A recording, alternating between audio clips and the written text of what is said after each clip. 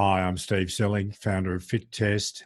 In this small series on hypertension for exercise professionals, in part one, this video, the topic is exaggerated blood pressure response to exercise.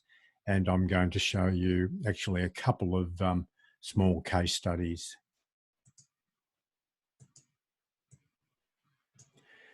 So before we get onto that, I just want to share with you what my recommendations are for measuring blood pressure before, during and following exercise, which is quite important if we're going to make any progress on the concept of valid and reliable blood pressure measurements during exercise.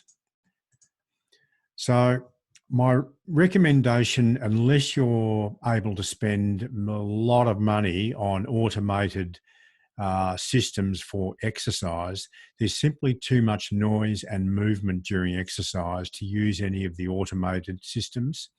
Obviously, it's very attractive to want to be using automated systems, but I strongly recommend that whether it be treadmill or even cycle ergometer, that you stay with manual plethysmography, blood pressure measurement during exercise, focusing on the brachial artery. Now, I'll just show you some of the automated systems, which I think some of them are excellent. And without wanting to promote Omron, that is certainly a brand I use, and I declare I have no financial dealings at all with Omron. I bought my own Omrons with my own money. However, the Omron products have mostly been validated clinically and validated against a whole range of different populations, and that I have a lot of faith in their measurement technology. Now, the first one there in figure 2 is an arm or brachial artery Omron, and although it's automated on the interface, it's not as good as the wrist cuff, which is figure 3, for home measurement. The reason the wrist cuff is so good to use and easy to use is that almost every client with no more than 5 minutes training can reliably measure their blood pressure using a wrist cuff, because it's so easy to get it on and off. Whereas with the arm BP monitor, as you can see here in our example on the person on the treadmill, is that you really often need help to put on the arm cuff, whereas the wrist cuff, it's very easy to put on your own. So I would recommend a wrist cuff for home measurement. Now, why do we want to do home measurement? Because this is a very inexpensive and very accessible method of getting some measure of ambulatory blood pressures. It's not like a 24-hour continuous ambulatory measure of blood pressure, but it is at least a simile of that. And it can provide some incredibly useful information, as you'll see in one of my case studies coming up in this video. So I certainly like to use the automated. I like to have my clients take their own blood pressure in the clinic, so I'll get them to put the wrist cuff on in my clinic and measure and record their own blood pressures. However, the arm ones are also exceptionally good. So I don't have a preference if you can get the arm one on. It's just that the wrist one is more convenient. This can be done for both clinical monitoring at rest and also at home. It can also be used in recovery, and it can also importantly be used to measure peak exercise blood pressure if the cuff is in position as someone stops exercise, and then you press go or start on your automated system. You should be able to get a measure within 60 seconds at the most. And although it won't be exactly peak exercise blood pressure because it's falling during that time, it'll be a reasonably good estimate of peak exercise blood pressure, and it can be used in that setting. You can and should also measure blood pressure for resistance exercise. For example, for leg press, I would have the cuff in place, and you could actually measure blood pressure. I would use a manual system for leg press, but the person's doing their reps of leg press, and you can simply just measure their blood pressure while they're doing it. It's very, very easy. With bench press with upper body, it's obviously not possible to measure it during, but you can have the cuff on and have the cuff inflated during the last few repetitions, and again, deflate the cuff quickly on stopping. And with all these upper body ones, you can get an estimate of exercise or blood pressure at the peak of resistance exercise training. And also with caution, you can do the same thing with isometric exercise. Now, this just shows another couple of options. The one here on the left is a very, very cheap. You can buy from any of the big discount chemists. Very inexpensive wrist cuff. So it has some of the advantages of Omron. It's a different brand, obviously. But just to show you how accessible these things are. And literally, your client could literally just take a smartphone photograph of this and send it to you, because it has the date and time stamped on it. And so this is an excellent way to get that clinical information to you as an exercise professional. This one, I just wanted to put this one up because this is probably state of the art in terms of Bluetooth technology. And this is an arm cuff, but unlike the other arm cuffs, this one is much easier to fit onto oneself. So these are just some of the options for automated blood pressure measures. I still don't change my mind in terms of these cuffs for exercise. I still prefer to use the manual method for exercise. Now, just before we get on to exaggerated blood pressure responses to exercise, just to show the sort of figures that we look at, especially in Australia, these would be very consistent with what we look at for normal and high blood pressure in Australia.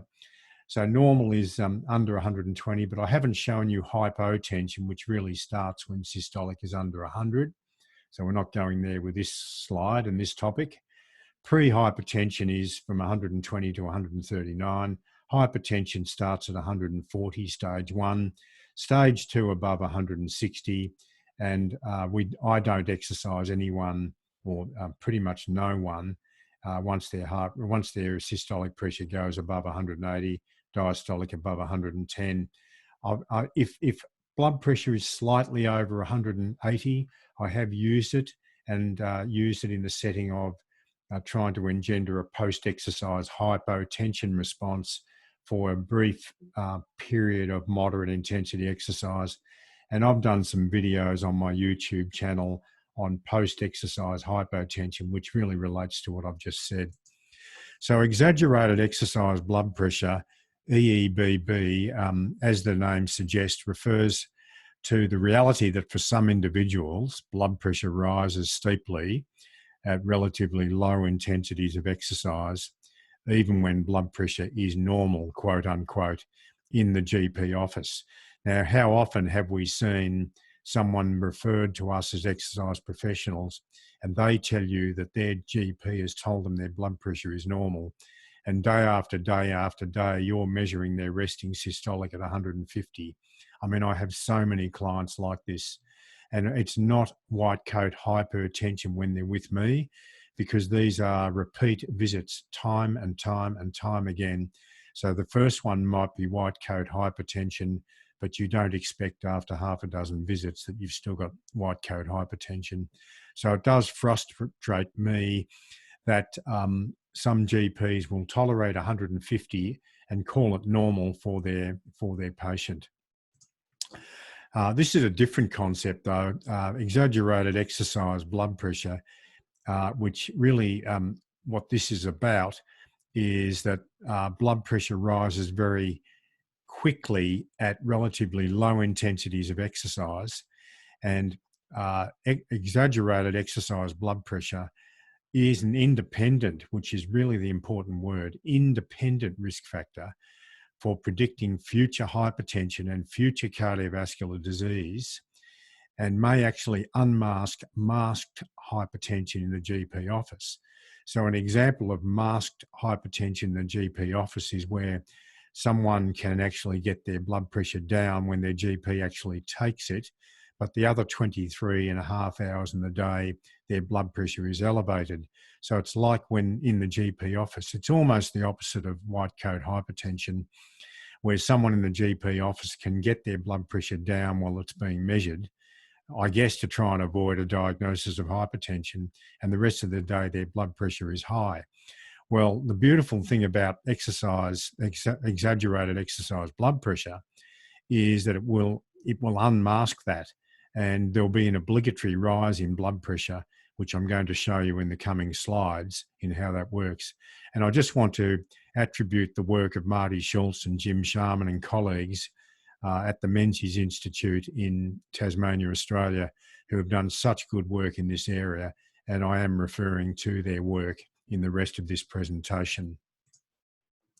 So continuing on with their work, so in the paper by Marty Schultz and colleagues, 2016, where they really went into this in depth, is that they looked at the Bruce protocol, which is a very typical exercise stress test protocol, where stage 1 is approximately 4 to 5 METs, and stage 2 is about 6 to 7 METs in that area. And what their data showed for 100 consecutive patients, I think about half of which had hypertension, something like that, that when in stage 1, if systolic blood pressure was at least 144 millimeters of mercury, that had high specificity and high sensitivity for predicting incident hypertension that would have been confirmed by 24-hour ambulatory blood pressure monitoring.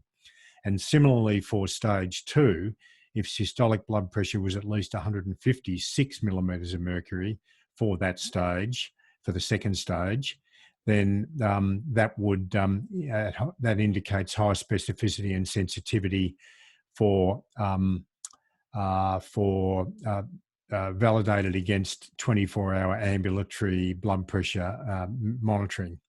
So they were able to produce a guideline, and it is just a guideline. So it's fairly loose in the way, but I think it's a useful guideline in the sense that if you record in your client a systolic blood pressure exceeding 150 millimeters of mercury at low to moderate intensity exercise, which really refers to, if we're using the 6 to 20 point Borg scale, somewhere around 7 to about 11, 12 at the most, 7 to 12. It's quite a range, but for instance, if I recorded systolic blood pressure over 150 when RPE was 7, 8 or 9, I would definitely report on that. If it was around 11 or 12, I may report it depending on what else I found. But I think that's the guideline. I think it's a useful guideline based on the work of Marty Schultz and colleagues, and that was in their paper. And the other thing that was in their paper is that you're not locked into using the Bruce protocol. In fact, you can use any GXT protocol, with GXT referring to any sign, symptom and fatigue limited incremental exercise test. Could be a treadmill, could be a cycle ergometer. In fact, there's other research done using step testing. So there's quite a range of test modalities and protocols. So I think that's a really good guideline, and I certainly am using it in my current practice.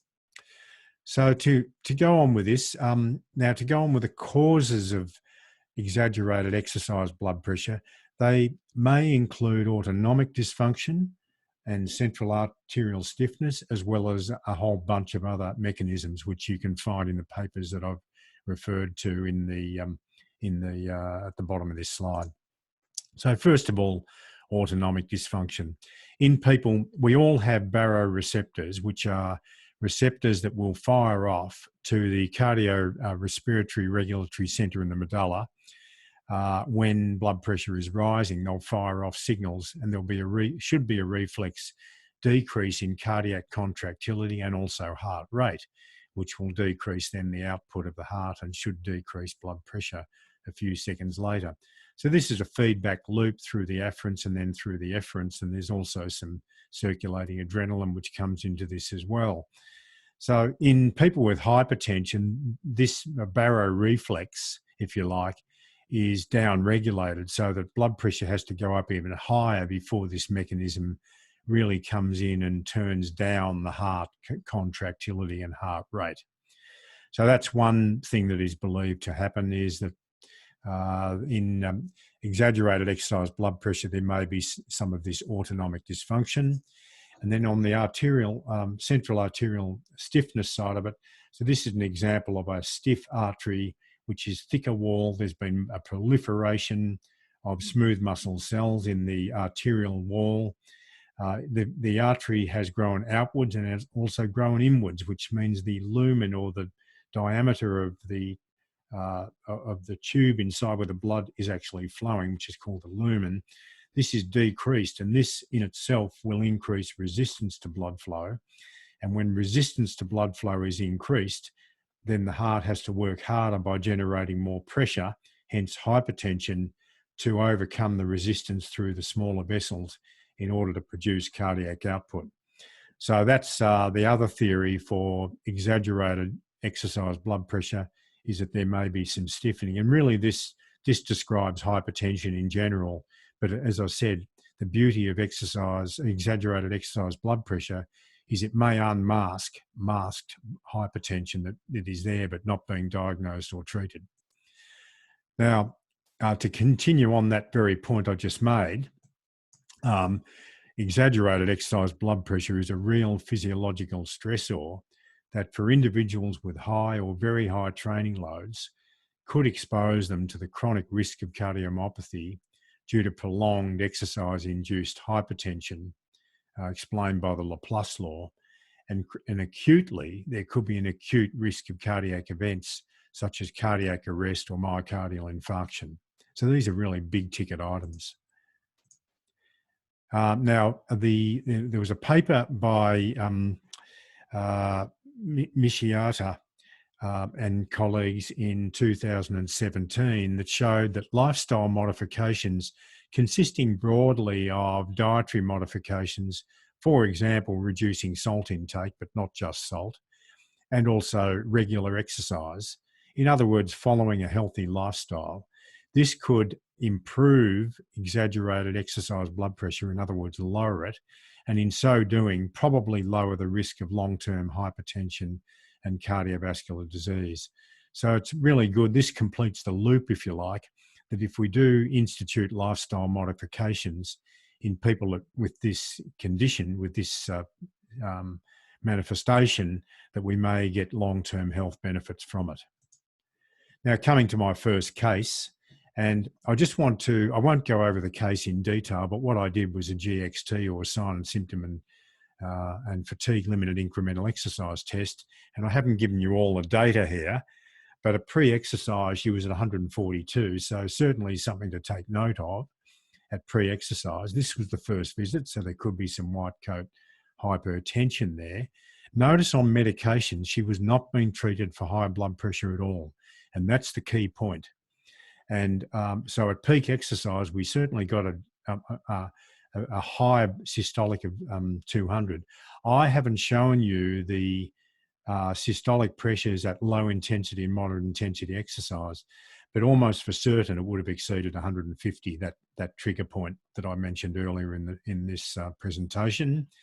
And then in recovery, we took a long time to get blood pressure down. And in fact, we didn't get even a 21 minutes recovery. Systolic blood pressure was still elevated to 167. And that concerned me enough to ask my client to measure her blood pressures at home. Now, when she got home at 4 p.m., it was down to 140, but it came back up again. And at home, it really was in 150 and above for many hours at home. And this was in a relaxed situation. She was not rushing around. So this meant that and this was based on an automated wrist cuff blood pressure measurement. Omron it was, so it was reliable. And I provided this data to the GP, who had not diagnosed or treating his patient for hypertension. And I can tell you that this patient went on to see a cardiologist and had a diagnosis of hypertension based on largely based on this observation for this GXT. And this has led to this client now being treated for hypertension, which should give her better outcomes. So this is just, it's not exactly on topic of what the rest of this presentation, but I think it's very relevant in the sense of combining this home monitoring with exercise and bringing out manifesting in this way that then shines a light on possible hypertension in this client, which turned out to be hypertension that needed to be treated.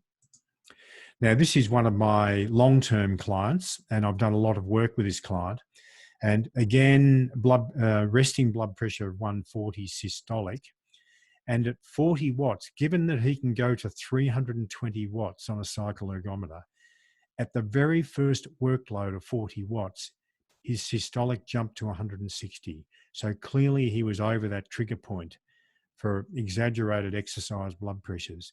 And you will see that all the way up to 320, his blood pressure was almost at the American College of Sports Medicine guideline for stopping exercise based on systolic blood pressure of 250.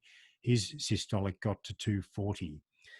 One good thing, though, was in recovery at about, when he left the facility, his systolic was all the way down to 110. So we got a very nice post-exercise hypotension, which is a good thing, but I'm not happy with the blood pressures here during exercise. And the next thing I want to show you that for the same client, so the first test was an intensity test, what I call an intensity test, which is my bread and butter sign, symptom, and fatigue limit and incremental exercise test. This one was on a cycle ergometer because he's a cyclist.